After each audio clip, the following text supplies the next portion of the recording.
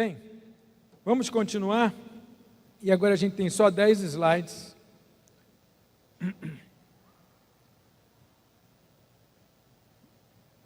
Para falarmos de um novo começo, precisamos entender como foi o começo anterior. Então, a última aula, que é a aula de número 8, é a adolescência como um novo começo. A ideia é olhar para a adolescência de uma forma diferente. E para a gente falar de um novo começo, eu preciso entender como é que foi o começo antes. Ué, teve começo? Esse negócio de adolescente teve começo? Como é que foi o começo anterior? Então, pois a adolescência não existe em todas as culturas e muito menos existiu em todas as épocas, diferente da puberdade, apesar de esses dois eventos estarem presentes no mesmo indivíduo ao mesmo tempo. Puberdade é a transformação da infância no adulto jovem. Isso é a puberdade. Os 3 anos no máximo, mais ou menos. O corpo infantil morre e o corpo do adulto nasce.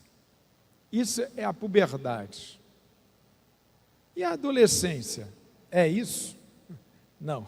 A adolescência é um fenômeno cultural. Olha que, gente, olha que doideira.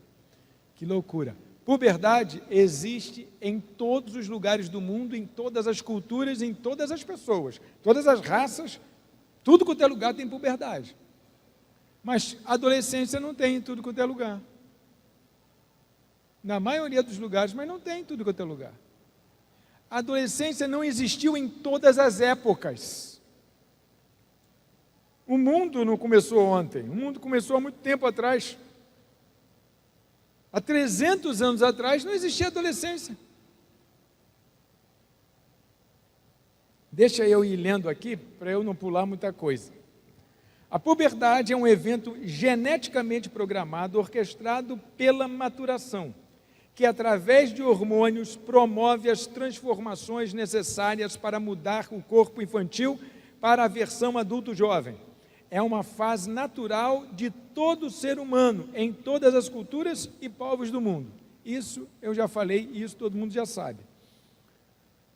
Mas a adolescência é diferente.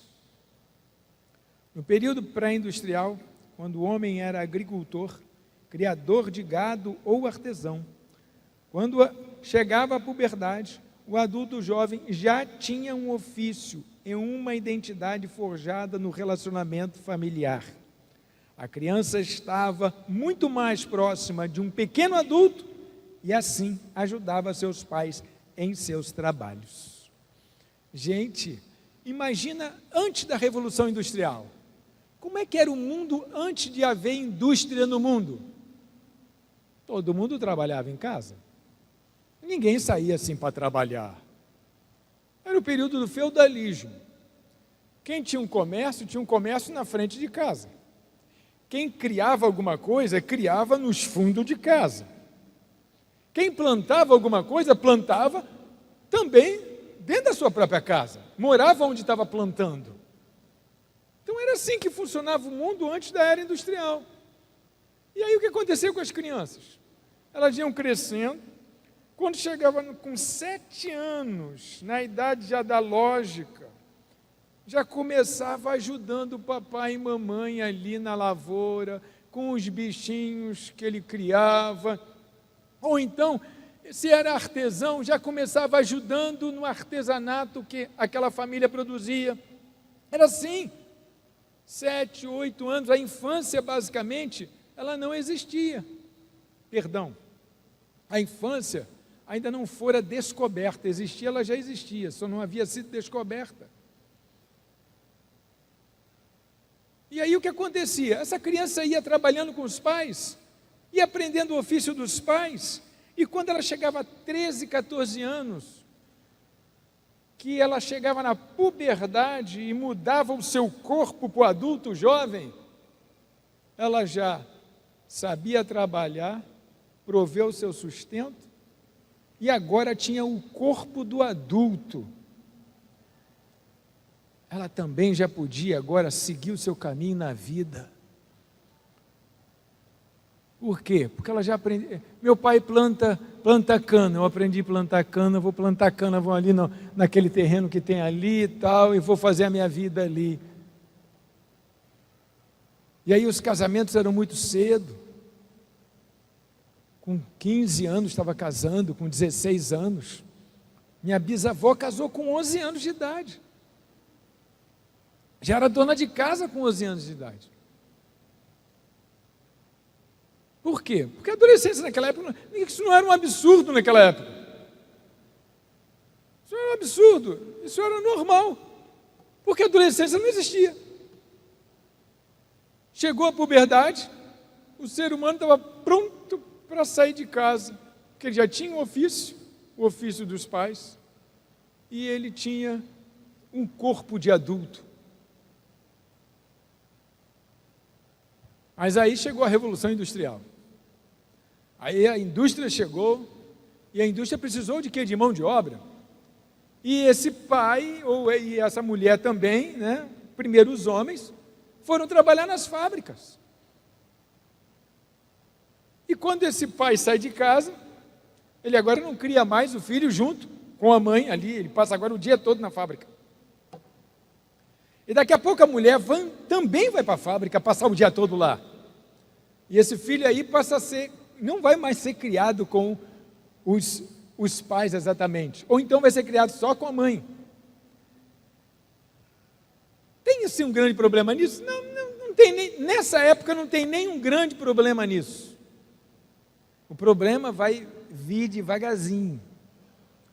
Porque à medida que os pais vão se distanciando dos filhos, eles vão também fazendo uma lacuna existir, porque eles agora não têm mais a quem ajudar em casa. O que ele vai ajudar quem? O pai não trabalha mais em casa, a mãe não trabalha mais em casa, ele vai ajudar quem? Ele aí também não aprende o ofício dos pais. Isso levou muito tempo, tá? É um processo de mais de 100 anos assim. E aí,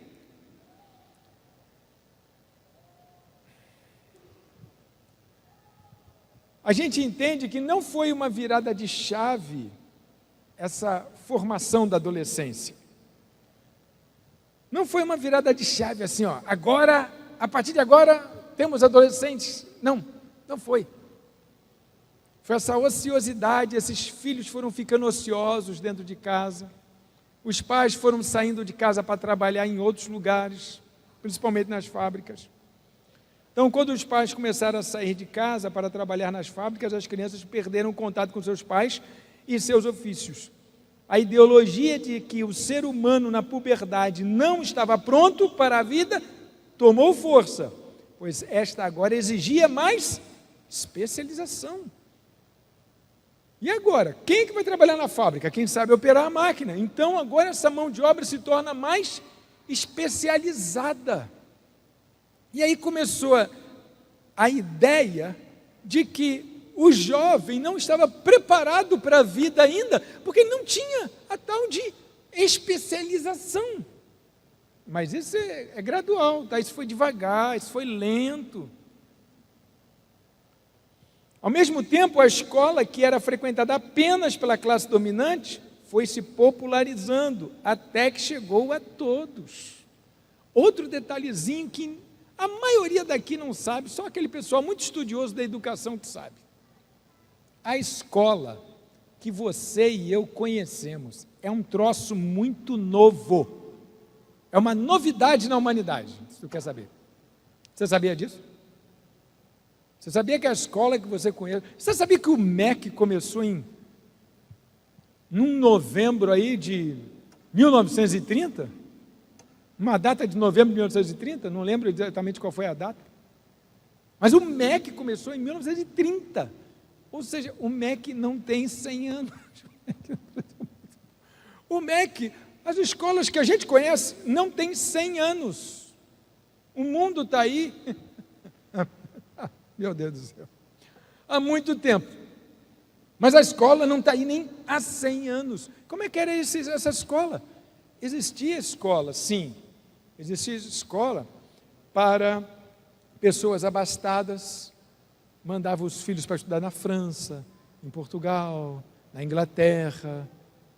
Os filhos sempre saíam do latifúndio lá do final do mundo para ir estudar lá embaixo, lá no outro país, e não voltava mais. Isso século XVI, século XVII.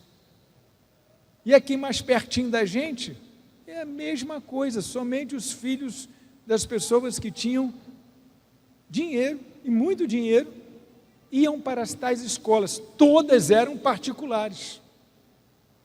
A igreja era, vamos dizer assim, a tutora da escola. Geralmente a escola era atrás da igreja, a igreja católica, no caso. E a escola de hoje, ela existe há muito pouco tempo. A escola de hoje, a gente pode dizer que ela ainda está no nível de experimento social.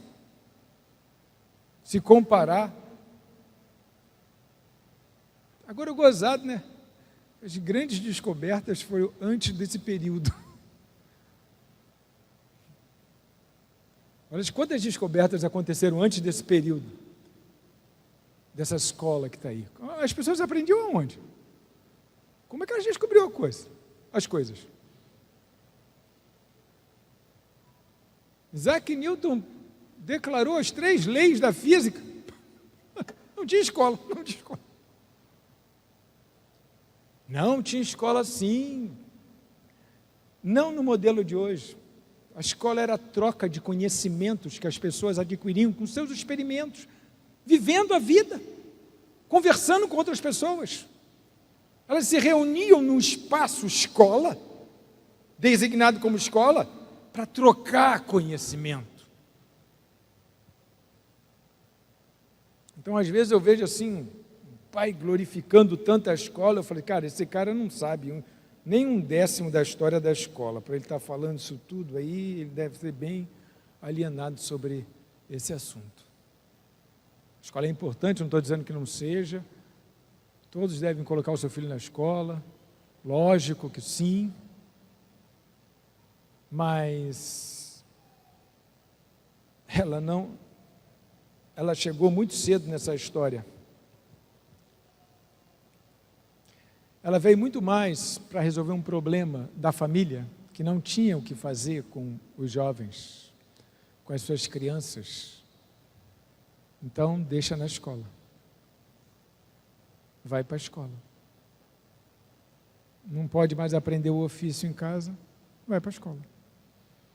Ela veio muito mais para resolver esse problema social do que ensinar alguém alguma coisa.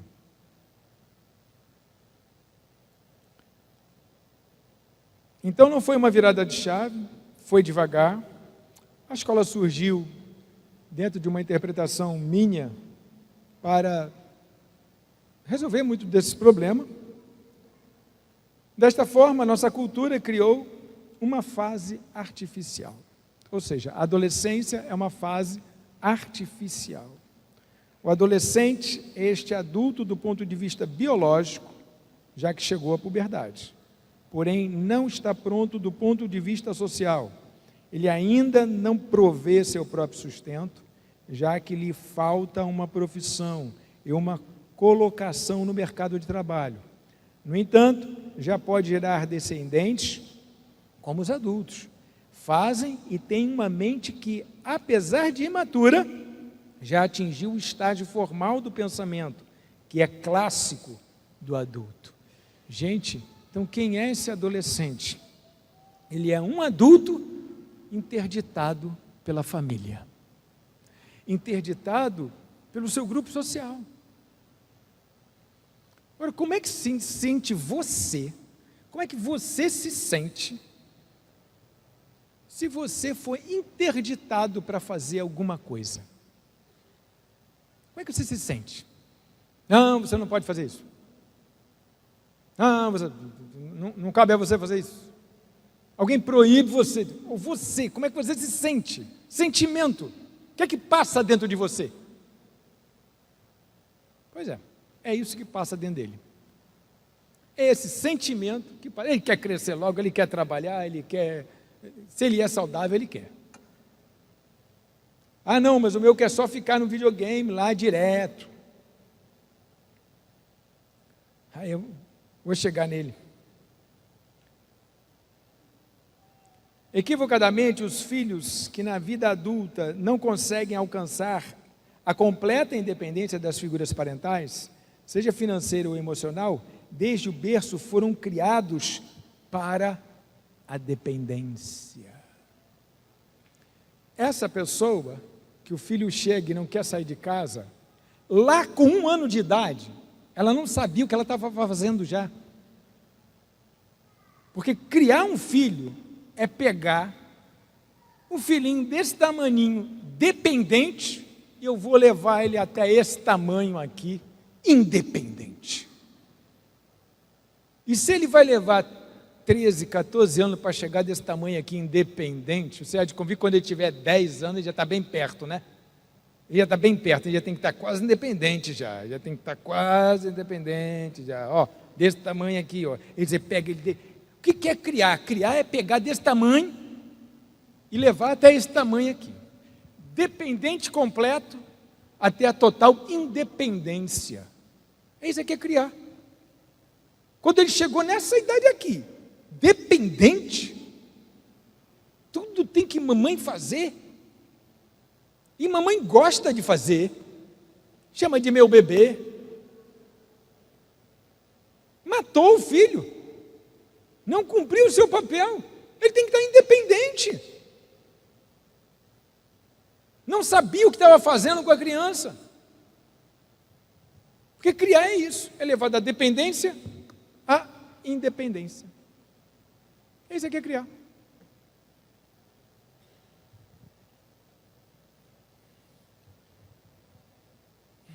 Bom, se no passado não existia a consciência, igualmente, no presente não existe a culpa. Lógico, eu estou falando isso para pessoas que estão com filho grande, estão com filho mais ou menos, no meio do caminho e tal. Provável que você já deve ter identificado algumas coisas que você vai fazer mudanças na sua casa, né? Mas se você não tinha consciência do que eu estou dizendo, não se culpe por isso. Porque onde não existe consciência, não existe culpa. Você não fez de propósito, você fez sem saber. Está sabendo agora. Está sabendo agora. Entendendo que culpados não existem, mas que sempre há tempo de melhorar, construir ou consertar, apresenta um novo olhar para a infância e a adolescência, que consiste em 3 pontos. Então, se você conseguir sair daqui, olhando a infância e a adolescência, dessas 3 maneiras que eu vou mostrar aqui, esses 3 pontos, eu já vou ficar maravilhado com você. Meu Deus do céu. Em primeiro lugar, considerar que infância e adolescência são 2 lados de uma mesma moeda. São 2 momentos do mesmo processo de desenvolvimento. Não é uma coisa e a outra. Eu quero ver quando chegar a adolescência. Não, como assim quero ver? A adolescência é o outro lado da infância. São os 2 lados da mesma moeda. São os 2 lados da mesma moeda. Um tem a ver com o outro. Então, se você conseguir olhar teu filho como uma coisa só, do início ao fim, e não ficar com esse papo de eu quero ver quando chegar a adolescência, você já começou a olhar ele diferente.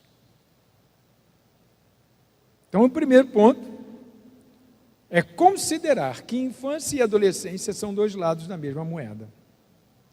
O segundo ponto, é importante considerar que o mundo mudou drasticamente desde meados do século XX até os dias de hoje. Mudou muita coisa. Hoje está tudo diferente. De forma que não é mais possível se valer apenas de bons exemplos, modelos de referência e conselhos, como faziam as gerações de pais anteriores. Como é que os avós, né, de antigamente, os pais lá do meado do século XX faziam? Eles não tinham problema nenhum com criar filhos, eles davam exemplo. Eles mantinham a rotina. Dava um exemplo, mantinha a rotina e não misturava o filho dele com quem ele não queria. Não misturava o filho dele com quem ele não queria que aprendesse outros hábitos.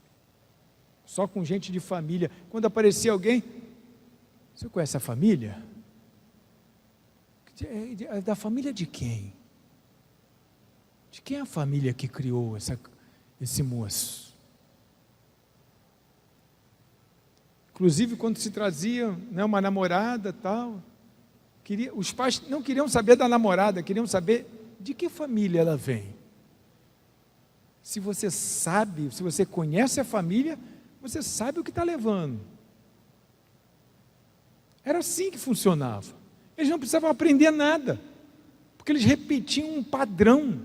Eles repetiam um padrão milenar. Qual era o padrão milenar? O padrão milenar é esse que a gente faz, ó, cria assim. Criava. Só que o mundo mudou, década de 80, 90, a internet veio para ficar, entrou na vida da gente. E agora, perguntar de que família é você, é uma piada. É uma piada. De que família é esse teu colega? É uma piada, uma coisa dessa. Não tem mais como perguntar de que família. A metade das famílias, talvez mais, são famílias, infelizmente, dilaceradas por acidentes conjugais. Não existe mais um prumo para você seguir. Então, o que é que nós devemos considerar em segundo lugar? Nós temos que considerar esta realidade. E por causa desta realidade, eu tenho que aprender sobre infância. Eu tenho que ler sobre esse assunto. Eu tenho que ir atrás de conhecimento.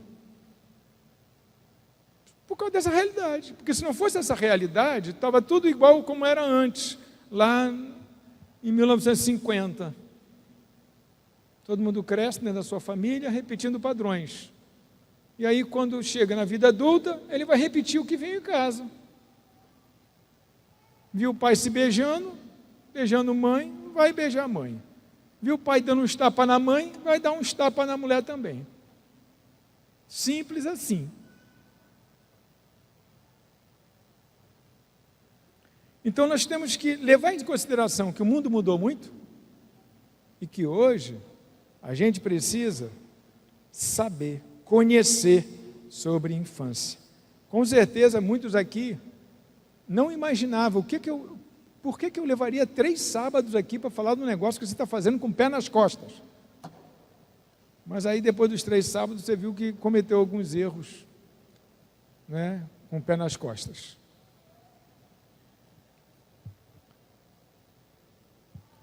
Não adianta chorar pelo leite derramado, mas sim mudar o olhar para o seu jovem.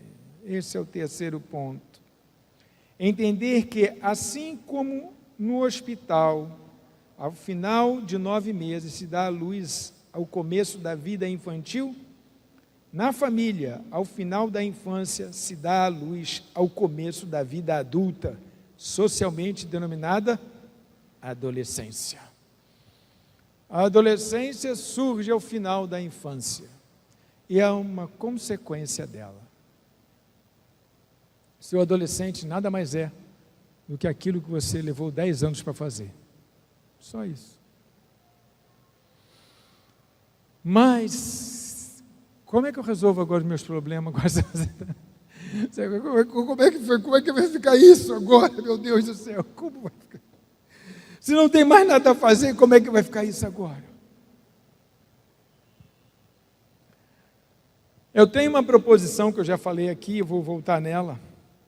Se ele é um adulto, você já descobriu que ele é um adulto, se essa fase, ela foi uma fabricação, não é? A adolescência é uma construção humana, nós erramos muito quando tratamos adolescentes como se fossem crianças, sem a menor responsabilidade. Os adolescentes precisam sentir o peso da responsabilidade. Não pode dar mesada, dar um dinheiro sem ele fazer nada. Nós moramos num apartamento, não tem nada para fazer, só se ele varrer a casa. Talvez seja uma boa ideia. Mas você quer ver uma coisa muito legal? Dá uns bisu aí para você.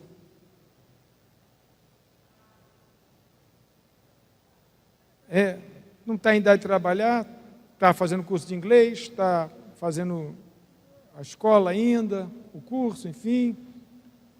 Olha, quer dinheiro? Pois é, cada ponto na escola vale R$1. Cada ponto, R$1. 10 matérias. Tirou 10 em todas, vai ganhar R$100.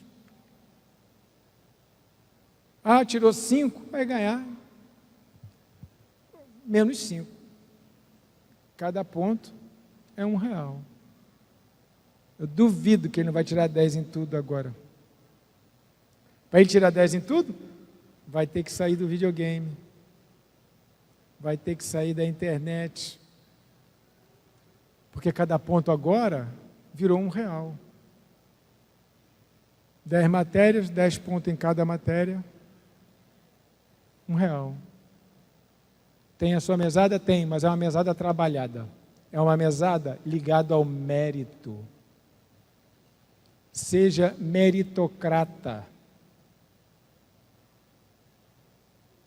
Libere, sim, mas de acordo com o mérito. Não dê de graça nada. Já chega o teto e a comida no prato.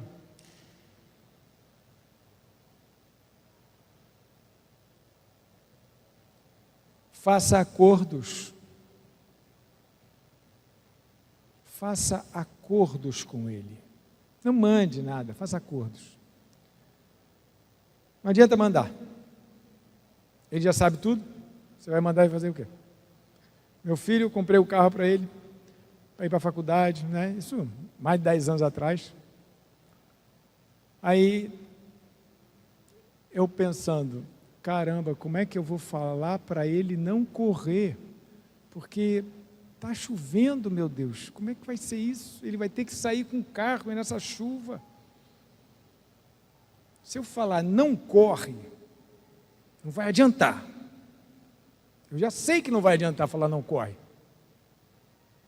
Então aí eu cheguei para ele e falei assim, antes de você sair eu quero falar com você. Eu vou te explicar qual é a fórmula do acidente. O acidente de trânsito é uma fórmula. Imperícia do condutor. Pista molhada, velocidade alta. Quando esses três se juntam, imperícia, mas velocidade alta, mas a pista molhada é igual a acidente. Ele fazia engenharia, gostava de fórmula. Essa é a fórmula do acidente. Agora, olha bem para mim. Você não pode mudar a imperícia tua no volante, porque você é muito novo, muito jovem. Você não pode enxugar a pista. Então, onde é que tu mexe? Na velocidade. A velocidade você pode diminuir. Então, seja esperto. Porque se você juntar esses três, a tua imperícia, pista molhada e muita velocidade no carro, vai bater. Eu não falei, vai devagar. Eu falei de outro jeito, vai devagar. Ele se sentiu no comando. Ele se sentiu decidindo. Eu só ajudei ele a decidir. Só ajudei. Outra coisa, faça acordo. Esse carro, quando a gente resolveu comprar, a gente estava gastando muito dinheiro. E a gente aí viu que era melhor comprar um carro que ia sair mais barato do que sustentar ele, que ele pegava 5 conduções para ir para a faculdade, ali no fundão, muito contramão, né, quem mora em Queimados. Aí a gente aí resolveu dar o carro. Mas aí eu sentei com ele e falei, olha, eu e sua mãe resolvemos dar um carro para você. Tal. Ele ficou todo feliz. Um carro. Ele já tinha 20 anos, né? 19 ou 20, alguma coisa assim. Aí estava todo animado, carro. Aí eu falei assim, mas nós precisamos fazer um acordo antes de comprar o carro. O carro vai servir para ir para a igreja, ir para a faculdade e ir para a casa da namorada. Porque um carro é despesa, quanto mais ele andar, vai me dar mais despesa de manutenção. E é isso que você precisa. Você precisa de um carro para ir para a faculdade, ir para a igreja e ir para a casa da namorada. Não, sim, é mesmo, é isso mesmo, tal, não sei o quê. Concordou correndo, concordou. Sim, concordou. Fechado, fechado. Aí, fizemos um acordo.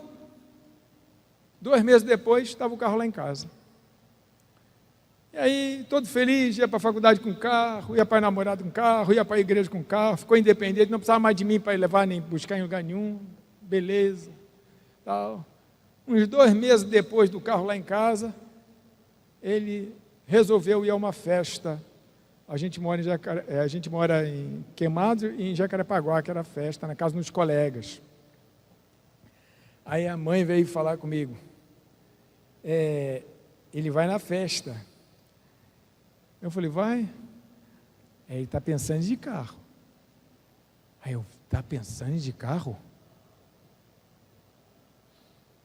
Aí eu, tá, eu vou ver isso. Aí eu olhei para ele assim, rapaz, sai logo, vai logo, rapaz, porque Jacarepaguá é longe, tu vai chegar atrasado na festa. Aí ele falou assim, não, eu vou de carro. Eu olhei para ele assim, você vai de carro? Vem cá, nós não temos um acordo? Mas pai, mas é só uma festa. Nós não temos um acordo? Sim ou não? Ah, tá bom. Aí foi para o quarto, tá. Você foi à festa? Até eu não vou, não. Cara, nós fizemos um acordo. O carro não serve para ir à festa. O carro serve para ir para a faculdade, para a igreja e para a casa da namorada. São os 3 lugares que o carro pode ir. E que só. Nós temos um acordo. Você concordou. O que é acordado não sai caro. Tentou mais uma segunda vez mais para frente. Eu também trouxe a mesma ideia. E o nosso acordo, como é que fica? Ele, tá bom, pai, tá bom, não vou não. Cara, eu não estou dizendo que você não deve ir. Você pode ir. Vai cedo, pega a condução. Ah, não, pega a condução não. Que depois que você começa andando de carro, você não quer mais pegar a condução, né? Você não quer mais pegar a condução. Quer dizer, não houve estresse. Não houve bate-boca. Não houve nada. Faça acordos, mas acordo quando? Antes de acontecer o problema. Você sabe que namorar é um problema, não sabe? Namorar é um problema com adolescente, sim. Aí o que você faz? Antes de pensar em namorar, com 10 anos, não está pensando ainda, não está falando nada, você faz um acordo. Faz um acordo lá, com a cidade mais nova. Aí ele vai fazer o acordo contigo, porque ele não sabe que tu está de caso pensado. Faz um acordo. Ó, só vai namorar com 15 anos. Ó, só vai namorar depois que terminar a primeira fase do ensino médio. Você vai namorar quando tiver no... Aí você faz o acordo que você quiser lá. Eu fiz vários acordos com ele. Muito antes dele querer alguma coisa. Sair sozinho. Pode sair? Pode sair sozinho, sim. Mas já tinha um acordo. Olha, aqui em casa, você tem que chegar às 10 horas da noite. Às 10 horas não dá para fazer nada. Mas é 10 horas que chega. Em 15 anos, há 20 anos atrás, com 15 anos, você vai chegar aqui 10 horas da noite. Depois, quando ele tinha 15 anos nisso. Depois, quando ele fez 16 anos, Agora você vai poder chegar 10h30. Quando fez 17, agora você vai poder chegar 11 horas. E quando isso chegou até meia-noite, eu falei, agora até casar, você vai só poder chegar até meia-noite. Não chegue depois de meia-noite, porque aqui é o horário máximo que se entra nessa casa, é meia-noite. Mas isso tudo foi acordado antes de ter um problema. Faça acordos antes do problema chegar. Porque aí quando o problema chegar, você invoca o acordo. Ué, nós não temos um acordo? Como assim? Não estou te entendendo. Vai quebrar sua aliança comigo? Que história é essa? E aí você leva a adolescência tranquilamente, porque você trata ele como adulto. Trate o seu adolescente como adulto, faça acordo com ele. Você não faz acordo com os adultos? Faça acordo com o seu adolescente. Mas seja inteligente ao fazer o acordo. Bater de frente não funciona, você vai perder se bater de frente. Mas pensa antes e faz o acordo. É assim que funciona. Bem, nós vamos terminar aqui e eu vou chamar minha esposa. Vou chamar minha esposa para ler um poema para vocês. Já vai achar? Ela vai achar o poema. Ela sempre me ajuda nas pregações, então ela traz esse poema que ela gosta de ler esse poema. Se não ler esse poema, não foi boa a pregação. É porque eu fiquei ali sentada do lado da Denise, também da Marcele, né? E tudo que a gente faz para ter um bom desempenho como pai e mãe, é mesmo dentro dessa lógica que ele falou, né? Começa numa dependência absoluta e termina numa independência absoluta. Mas é impressionante como para as mães é muito difícil essa independência. Porque quando dá tudo certo, eles vão embora, né? Eles cresceram, eles se tornaram fortes, eles se tornaram donos dos próprios narizes. E isso machuca um pouco as mulheres, porque a gente parece, até concordando com a ciência aí que foi apresentada, a mulher ela tem um papel muito importante na criação dos filhos. E esse vínculo é muito forte. E eu acho que é exatamente por isso que é tão difícil a gente liberar esse voo. Então, assim, quando ele termina e fala, né, que no mundo perfeito, seguindo todos esses parâmetros, um conhecimento importante que foi apresentado aqui, né, e a gente consegue, no final, ter filhos que dão tchau para a gente, isso é motivo de muito agradecimento ao Senhor. Mas não é fácil. Tanto que tem até uma síndrome, né? Síndrome do ninho vazio. Quando tudo deu certo, eles vão embora. E a gente fica meio que apaixonado, principalmente as mulheres. Os pais também, eu acredito que os pais sofram igualmente. Então, eu acho que é um momento assim da gente refletir sobre isso. E tem um texto que eu realmente escrevi nesse contexto, de estar vendo a minha filha.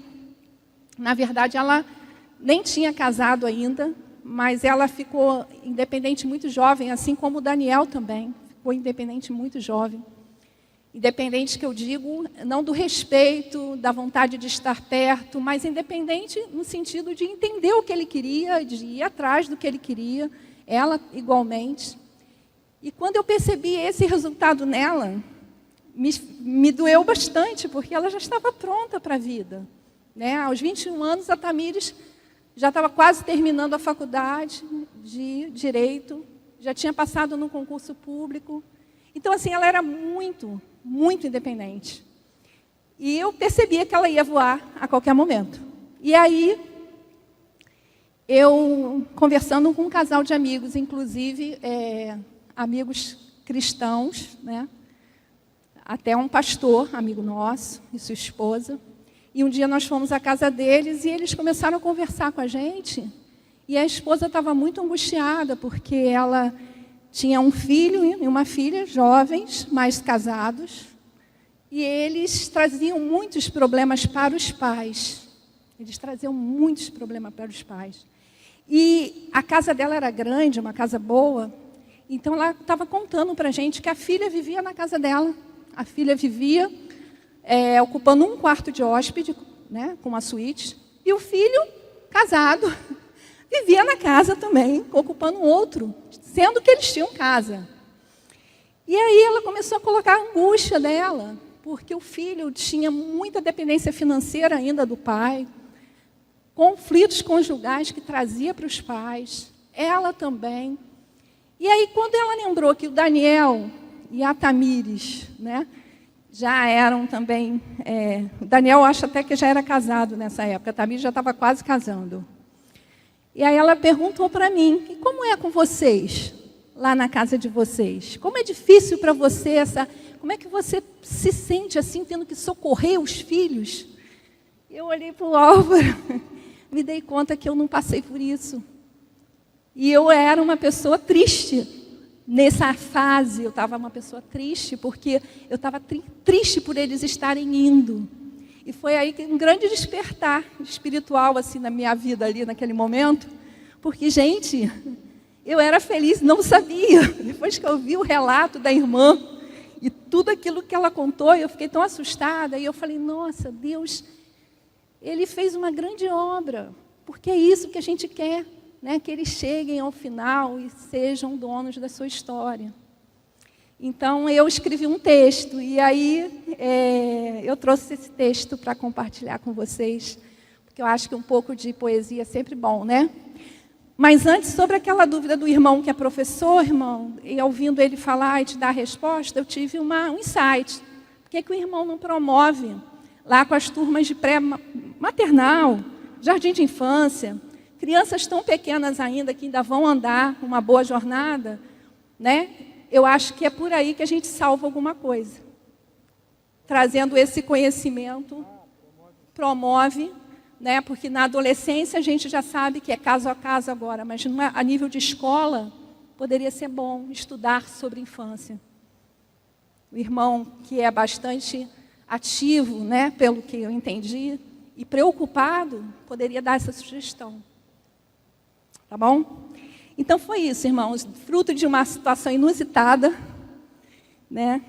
Eu que estava me achando uma pessoa entristecida, porque meus filhos estavam indo.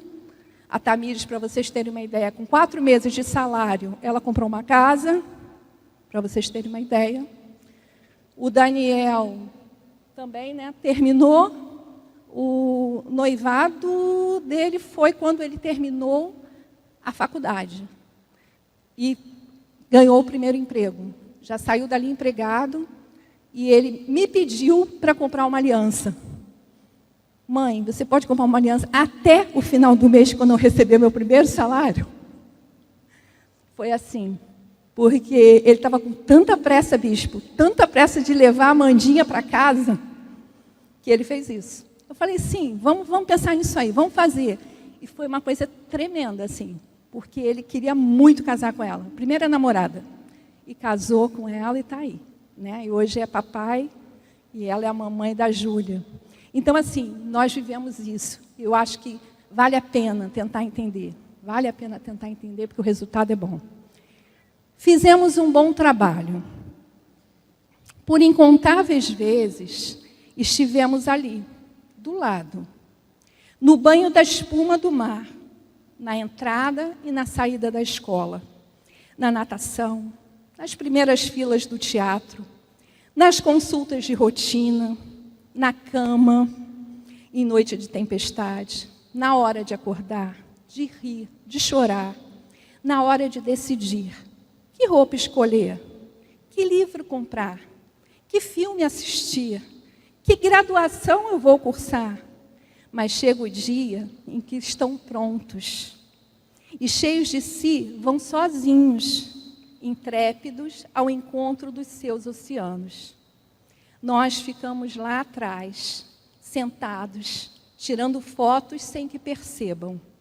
Estamos tão orgulhosos e, ao mesmo tempo, temerosos demais, observando de longe cada movimento deles, quietinhos para que eles não nos notem, que não vejam as nossas mãos trêmulas, que não percebam as lágrimas que descem.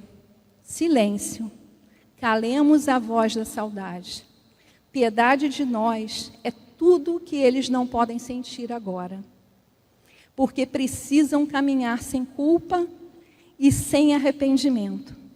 Se por descuido eles nos notarem, que nos encontrem sorrindo e distraídos, ainda que falsa a distração, para que eles possam ir tranquilos, certos de que em nós haverá sempre abrigo, se precisarem voltar, mas que vão confiantes nesse amor que sentimos, um amor tão grande, mas tão grande, cujo grito os alcance lá longe, no entusiasmado: ó, vai dar tudo certo, podem ir, eu sei que vai dar certo. E por fim, que possam nos alegrar com essas duas verdades, que possamos nos alegrar com essas duas verdades. Uma, sim, nós fizemos um bom trabalho. E a outra, eles não vão mais voltar, porque fizemos um bom trabalho. É isso, gente.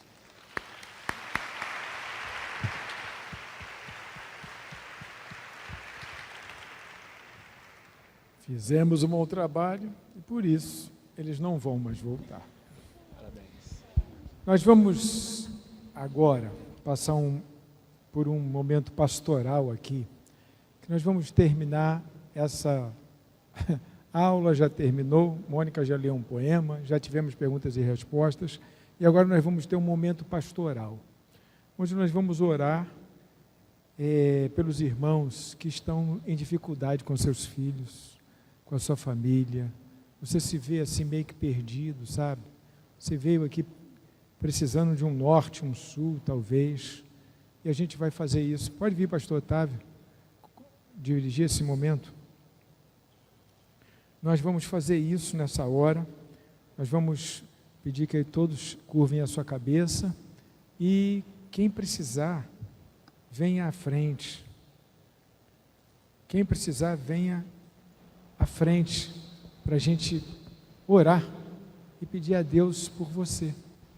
Para que Deus te dê orientação, para que Deus abençoe a sua vida. Abra o seu horizonte para enxergar aquilo que você ainda não está enxergando. Você precisa disso. Talvez eu tenha exposto um monte de coisas e você não viu a metade. Talvez você precise disso. Então a gente vai, nesse momento, ser esse momento pastoral. Vou passar o microfone para o pastor Otávio, que já está mais acostumado com vocês, e nesse momento ele vai falar. Vamos fazer isso então? Você tem essa necessidade. Nós queremos estar aqui para te ajudar. Você está enfrentando alguma luta, diversidade na sua casa? Vem aqui à frente, rapidamente. Pedi ao pastor Álvaro para que a gente pudesse fazer isso. Ao término de